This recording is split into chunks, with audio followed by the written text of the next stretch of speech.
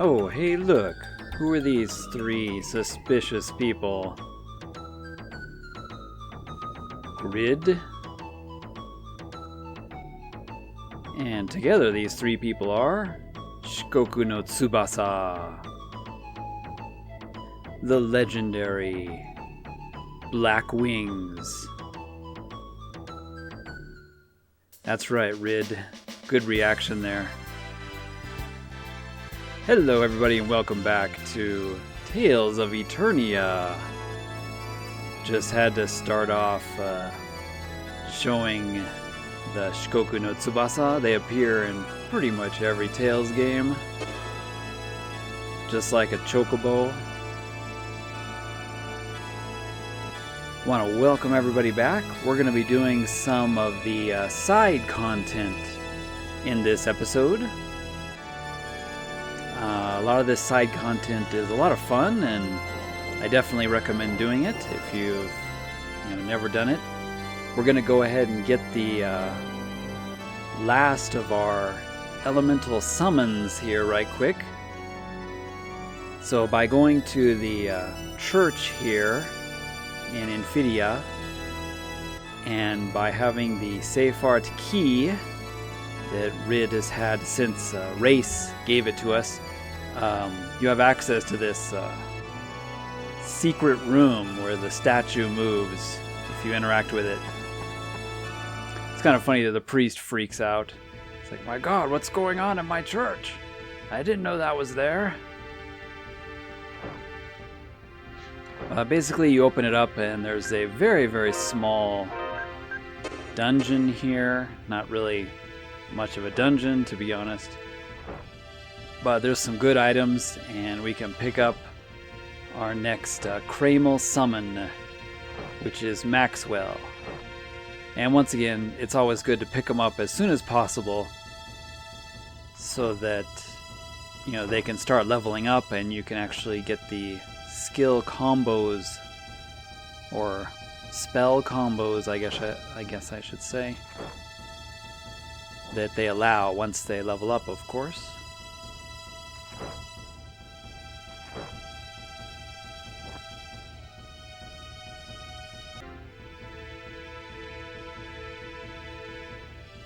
Maxwell is quite the funny character, I think.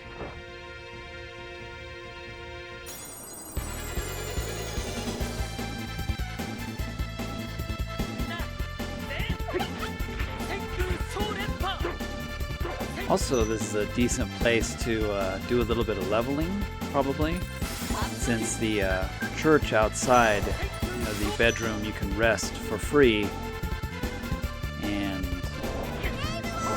gain all your health and TP back for free, and then you can just step back in to the dungeon and the enemies give a decent amount of EXP. Well, all these little bug-like insect things are quite annoying.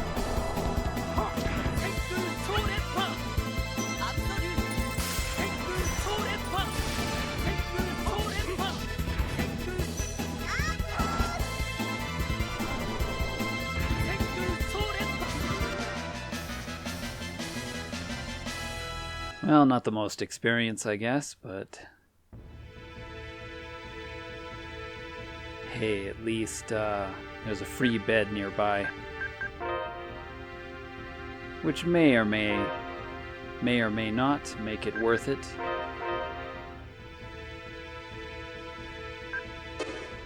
You can see my level there if you're wondering. Probably don't need to be that high. So here is Maxwell. It's like, you called for me? Rid's like, no, we didn't call for you.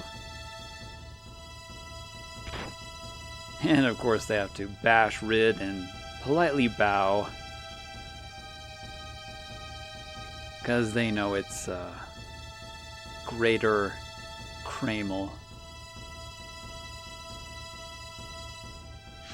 And of course, as always, he's going to ask us what our purpose is, blah blah blah, and we're gonna save the world, and so he's gonna test our metal.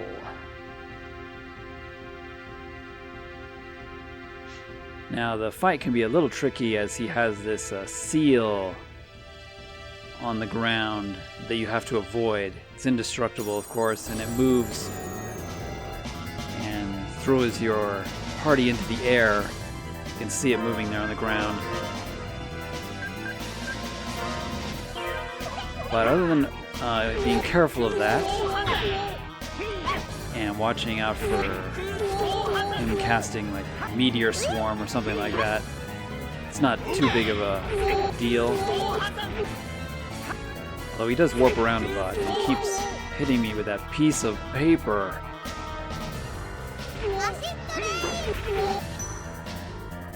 Once again, there's the small, 2 or 3 second pause there for the spells.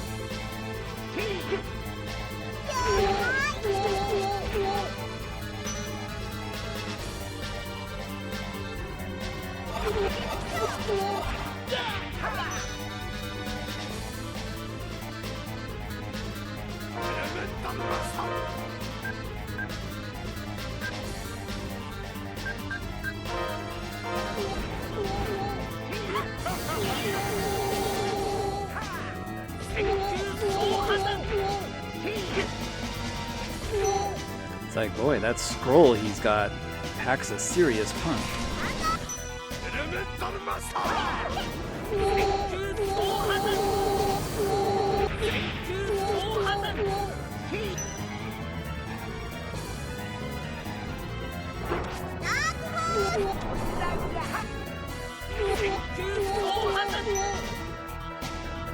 Yeah, each different spell I cast, it's got a little bit of a delay with it, but after they're all cast, they appear normally, so it's kind of odd.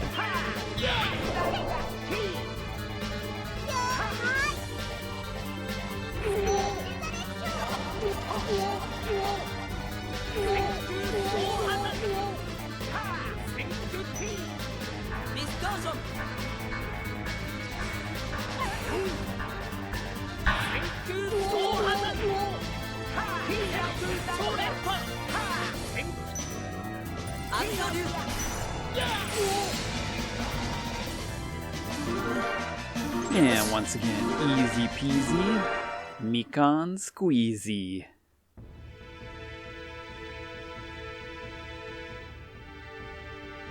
He's like, oh, like he was impressed with our skill, and then suddenly he started coughing. It's been a while since he's had a battle, so he asks, who's Cramo Cage? So we go into, I chose Keels, and you notice he goes straight to Melody's. Keel's like, hey, Maxwell, that's Melody's Cramo Cage. You're supposed to be going into mine. He's like, oh, sorry about that. It's kind of funny. He's a little eccentric, maybe starting to lose his mind. It doesn't it doesn't matter who you choose there. If you choose Melody, he'll go to Keels, and if you choose Keels, he'll go to Melody's. Because maybe he's a little senile. Okay, we're gonna go to the next of the kind of side quests here, now that we've got Maxwell. This is Aifreed's tomb. The tomb of the great pirate captain, Aifreed. And yeah, this is kind of interesting, this little dungeon. I'll show the location later, as soon as we get out of here. But it's basically set up like a ghost house. And this one down to the south is the Japanese style ghost house, which is full of mushrooms apparently. But once again, this is one of those parts of the game that you can never really translate or make understandable. This is just Japanese culture, right up You know, these guys, the samurai guys, you can kind of sneak past, or you can use the sorcerer ring to freeze them. But each hit they do, it does a little bit of damage, maybe half of your health until you're down to like 1 or something. But yeah, this whole area is basically like a Japanese ghost house. And so some of the things that happen here are straight up related to, you know, Japanese culture and Japanese ghost house stuff, like the lantern and the Miko lady over there. I mean, usually the angle is hard to get for these guys, these sword-wielding guys, you know, to stun them with the sorcerer ring. And then, even if you do, you gotta, you know, quickly run by, so who cares? I'll just let them hit me a bunch and then use up access items I have, or you can just have Medity cast a resurrection on the entire party a couple times, and you know, that'll put everybody at full health, and then you can just throw her a couple orange gummies so that her TP is back up. But I got all these apple gummies to waste, so might as well use them.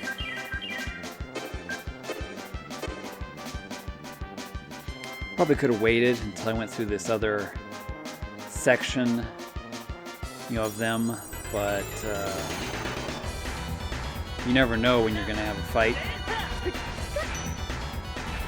Yeah, this whole dungeon's kind of cool. It's like 3 sections, and each section is a ghost house, but you know, kind of designated with a different country's style. There's, you know, so there's their kind of American style ghost house, Japanese style, and I'm not sure, like European. I think the other ghost house is European style. I don't know if like any of you are from the UK watching this video, or you'll have to let me know if the let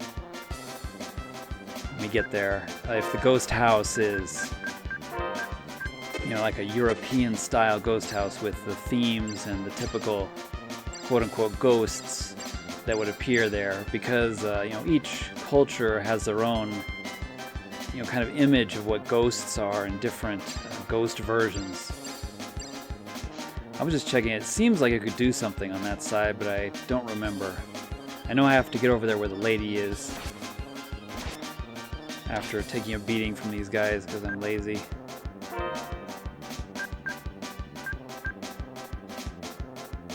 I would shoot him with the sorcerer ring, but yeah, this game didn't have the kind of right and left, you know, L1 and R1 button, you know, aiming that some of the newer Tales games have to make it easier to aim your character from a standing position.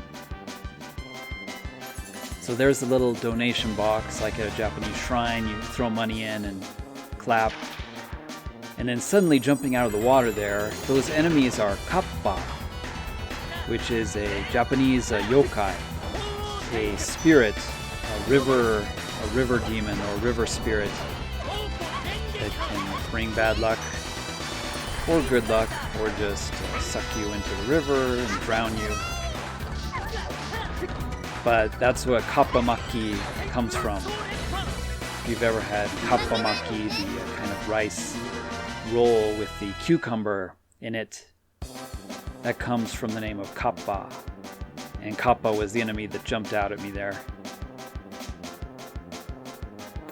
Just a little Japanese culture. So this kimono girl is also a Japanese yokai. Gonna line her up, and so it's a yokai with a long neck. It's like a girl monster with a really long neck that the head comes out to get you, and also the lantern there with the tongue and the eyes is another Japanese yokai. So those are all Japanese monsters in Japanese lore and superstition. And that's just one of the things, you know, in a Japanese game that you can never, you know, really translate or explain. It's just straight up Japanese culture right there.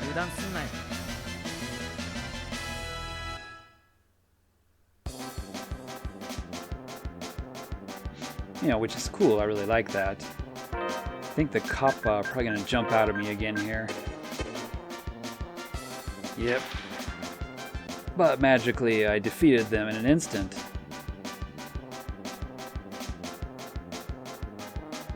So once you clear each of these areas, you're supposed to come out the exit. There's an entrance and an exit. And the exit, of course, is blocked. So that's like a monk or something. And there's Jason.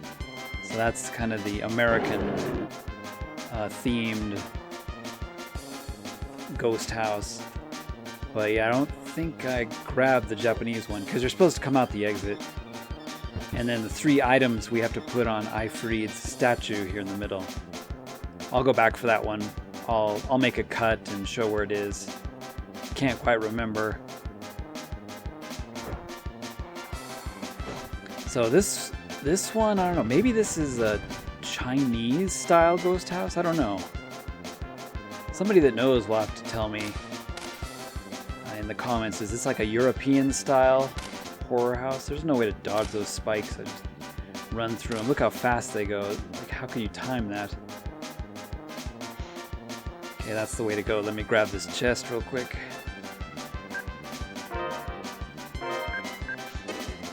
Yeah, this whole place is optional and it's kind of fun. It's kind of interesting. But definitely worthwhile doing, that's for sure. So those things sink. So you gotta run quick through here. Yeah, I only got these like monk statues everywhere. Like the Jizo statue. So I'm wondering if this is like Chinese themed ghost house or...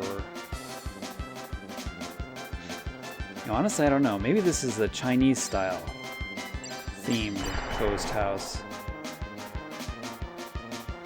So we need to use the ice. See, here's the problem. I keep touching the fire. That's what's pushing me back. I can't get the angle. You know, in other Tales games, you can hit the L and R button and rotate your character from a standing position. But it's really hard to get the diagonal angle and just the right space. Or the right distance, since the sorcerer ring, there we go, it doesn't shoot the full screen length. So there's the hat. They don't like this statue and everything. Yeah, maybe this is like a Chinese themed horror house, which I'm not sure why it's full of spikes and things. So we got the hat. It looks like this is a studio or something where you're supposed to watch a play. Yeah, the bridge design is more like Chinese and Japanese style, but that's definitely not a Japanese themed ghost house. Yeah, maybe that's Chinese. It's got the kanji up there. And we'll put the hat on him here. Now let's go to the American. Hey, I love it. There's like a little bobblehead of Farah there. So cute.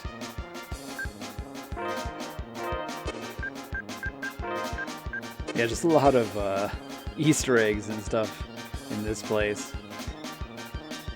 So maybe this is more like the Western culture.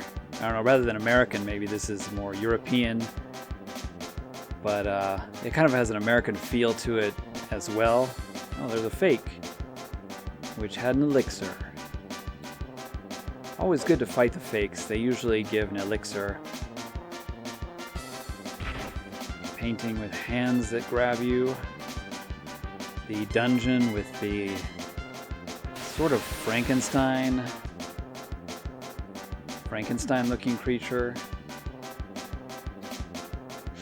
Yeah, I don't know, to me it kind of feels like American, European, maybe Western culture, horror house. Gas trap there.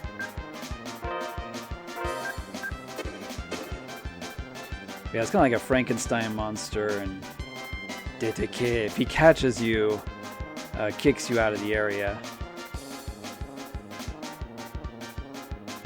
Oh. Yeah, I think I have to freeze him with the sorcerer ring.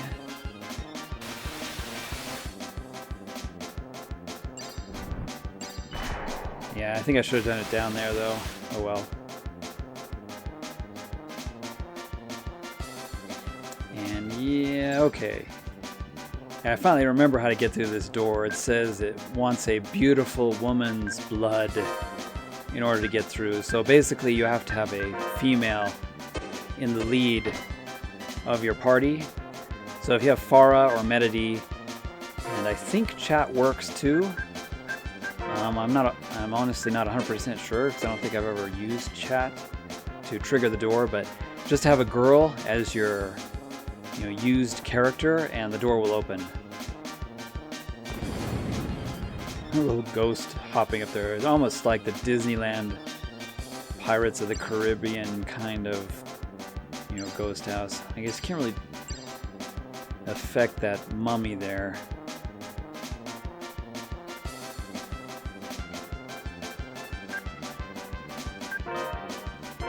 Oh yeah, make sure I got the holy bottles going.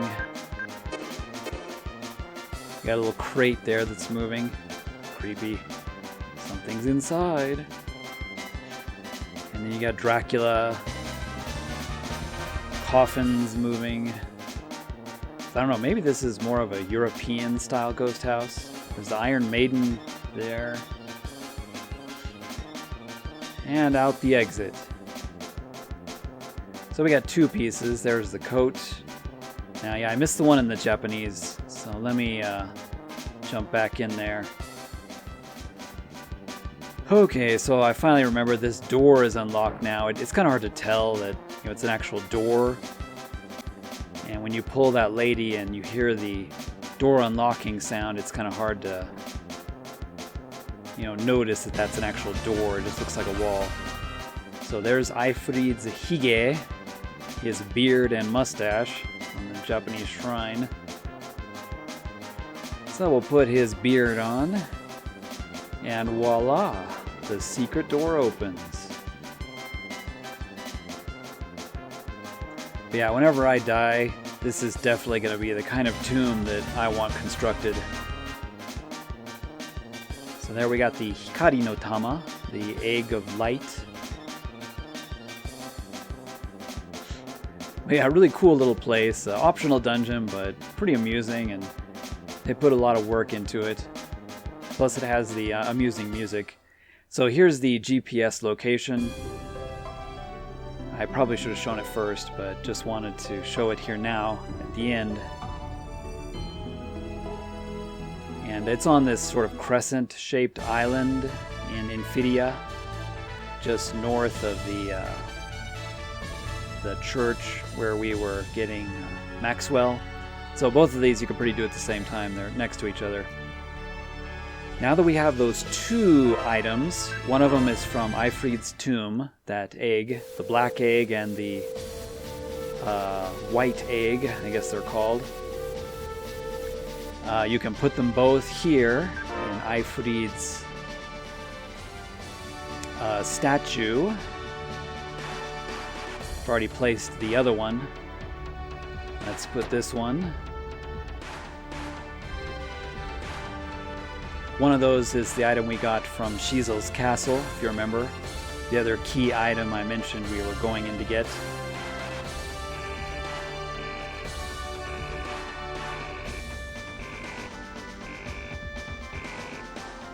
So let's go back to the ship. Unfortunately, we don't really get a cool cutscene there, like we did with the upgrade for the submarines. But now we've got the upgrade for the flying units and 2 extra rooms in the Van Eltia. You'll notice it looks different now.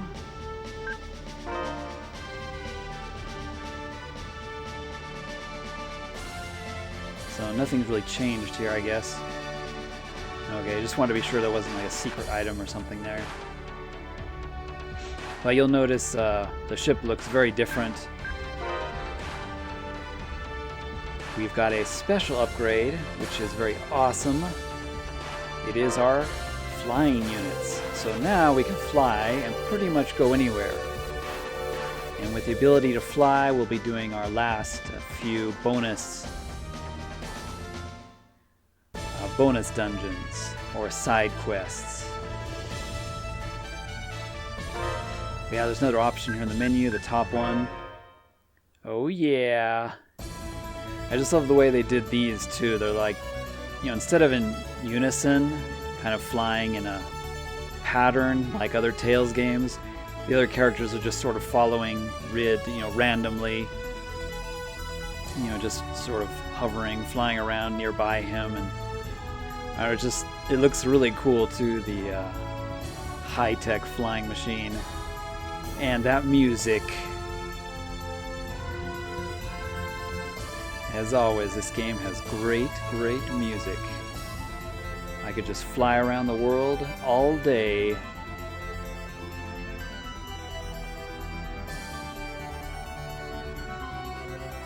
Yeah, I like how the other characters are just sort of doing their own thing. Randomly hovering around.